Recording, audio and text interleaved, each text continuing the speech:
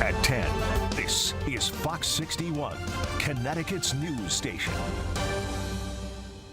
Thanks for joining us for the Fox 61 News at 10. I'm Sarah Sanchez. It was a beautiful day across the state, lots of sunshine, and it almost felt like summer. Okay, maybe more like spring, but will it last through the week? That's the big question. And will it last through the weekend? Let's check in with meteorologist Ryan Breton for a first look at the forecast. Ryan, I had my sunroof open. I was trying to just really take it all in. And that's the way to do it, Sarah, because it's not going to last, unfortunately. It was a beautiful day all across the state. 77, the warmest I could find in Plainville, New Milford on the New York border, 76, Hartford 74, and even on the shoreline. You'd expect it to be cooler there this time of the year, but we still get into the mid and upper 60s for most on the shore. Now, changes are coming. Tomorrow we'll have more clouds and a few showers. I do think a lot of the time will be dry, but there will be some showers, especially in the afternoon. A higher chance for showers on Thursday, and then the wettest weather likely comes through Friday morning with some heavy rain and gusty winds.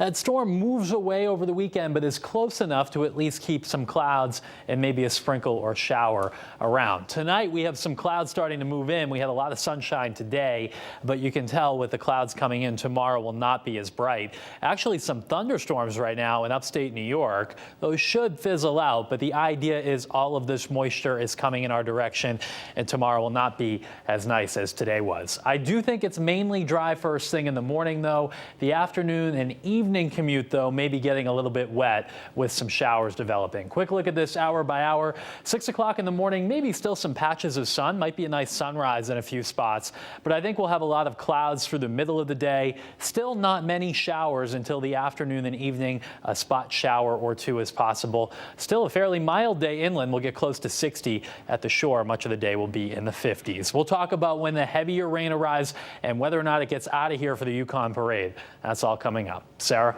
Thank you, Ryan. Well, they did it again. The UConn men's basketball team are national champions. The men beat Purdue 75-60, taking home the title last night. And to make it even more official, the sign along I-84 on your way to the Store's campus gets a minor makeover for that major win. It's the first back-to-back championship win for the NCAA in 17 years. Husky Nation is on cloud 9 after the electrifying win last night. As UConn celebrates the championship victory, some took celebrations too far, though. UConn released a statement today saying campus police made 5 arrests. They say it was for incidents of vandalism after the game, but they were limited in number. This is video from last night following that championship win, where students used downed lights to ram an entrance to a building on campus, setting fires, flipping vehicles, and some more destruction there.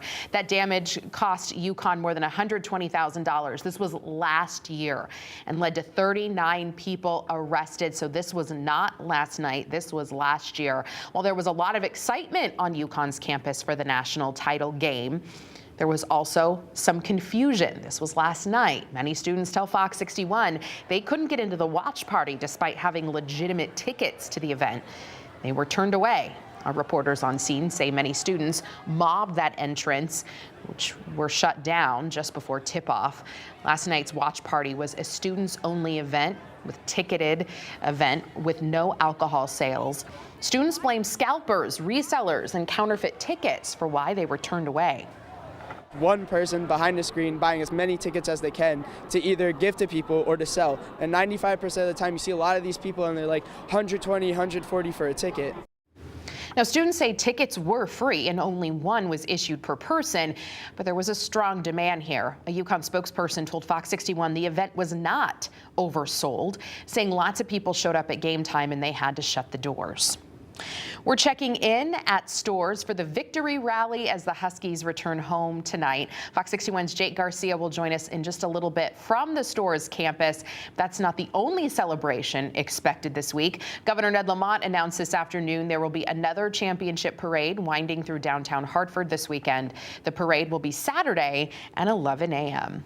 The parade will start at the State Capitol building. From there, it will head north on Trinity Street, go around the city, and then end at the intersection of Asylum and Trumbull Streets. The rally will begin after the parade at the XL Center. We're following some breaking news out of Meriden tonight, where an accident involving a child and a go-kart took place. This happened on Kroneberger Park. Details are limited, but we do know a 6-year-old has a traumatic head injury from that crash, according to Lifestar. We'll keep you updated as we learn more details. New at 10, a Middletown woman sentenced for a deadly shooting 3 years ago. Melody Christensen will spend 27 years behind bars for killing her boyfriend in March of 2021. She was found and arrested at a Holiday Inn in East Hartford. An investigation by Middletown police showed there was an argument between Christensen and her boyfriend. She took a gun out of a backpack and pointed it at him. Christensen fired 3 shots before shooting herself. She pleaded guilty to manslaughter in January and claims she acted in self-defense. New Haven police are searching for a person behind 2 shootings. Police say 2 people who were 19 and 20 years old were shot near Bassett and Butler Streets around 6:45 last night. They were brought to the hospital where they are expected to recover. Detectives say they found a car they believe was involved in the shooting. Anyone with information about what happened should contact police. It's already been quite a week for Connecticut sports, and it's only continuing. From center court to center field, the home opener for the Hartford Yard Goats is here. Fox 61's Jim Altman has more from Duncan Park. One. A new season starts, and before the crack of the bat or the snap of a glove, they are painting the corners, and there's a drive to left. This is the greenest it's been in my 3 years. It's always something special because it's the first time the ball's thrown, the first time it's hit, it's the first cheer, so it's always a fun day. Opening day at Duncan Park means this team has been on their game for months. Matt Piersanti heads up the Yard Goats grounds crew. Our opening day, I always say, starts on the last day of the season. We paint logos, we rake out edges, paint foul lines, all that good stuff just to lead up to 7:10.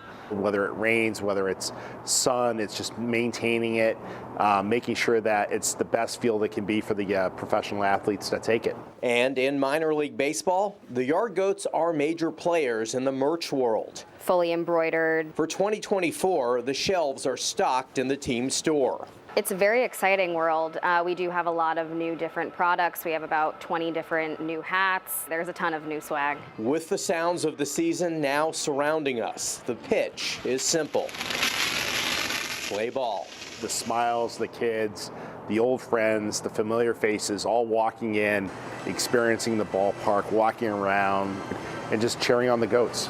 And the Yard Goats start their 7th season here at Duncan Park with a 6-game series against the Bowie Bay Sox. That goes through till Sunday. We have all the ticket information at fox61.com and on the Fox 61 News app. In downtown Hartford at Duncan Park, Jim Altman, Fox 61, Connecticut's news station. Opening day at Duncan Park meant something more than the start of minor league baseball. Tonight, the Hartford Yard Goats are honoring late police detective Bobby Garton. Garton died in the line of duty last September. His family and his former department partner, Brian Kearney, were there to throw out the first pitch and sing the national anthem. Obviously, it was a tragedy what happened last year, and we had talked to the family and said when we start playing baseball again, we want you guys to come out, really be able to honor Bobby with a moment of silence before the game. His nephew is going to sing the national anthem. We have our friends at Hartford Police Department that will be there to support him, and we have some of his family members throwing out a first pitch. So starting the season off right, respectfully, with honoring Detective Garton. Garton was a lifelong Yard Goats fan. The team has already set up a scholarship in his name. The UConn men's basketball team arrived back in stores tonight with a rally fit for 2-time national champions. The team landed at Bradley before heading to campus for tonight's rally. Fox 61's Jake Garcia was there. He joins us live now from Gamble Pavilion with all the energy there. Hi, Jake. Hi, Sarah. That rally just wrapping up just moments ago, and hundreds of fans filled Gamble Pavilion, excited to cheer and welcome home their back-to-back national champions, the UConn men. A homecoming fit for champions. UConn Nation welcoming the men's basketball team back to the basketball capital of the world after their 6th national title. Fans excited to see the team. Definitely excited to see all of the players and most of all the trophy, because we brought it home. And it's just so much fun. I mean, there was definitely a lot more stress last night. Tonight, it's just excitement. We just get to enjoy, the night we had and what's to come. UConn Nation able to hear from several fan favorites. I'll be a Husky for life, and just want to say thank you from all of us. Husky Nation, what do you say? Back to back, let's go. Head coach Dan Hurley addressing the fans. We started working in June real hard for this, and this group gave absolutely everything they had, right, to accomplish our goals. You saw it on T-shirts, you saw it on bands. These guys gave absolutely everything they had to go, and then we just won absolutely everything. We won everything.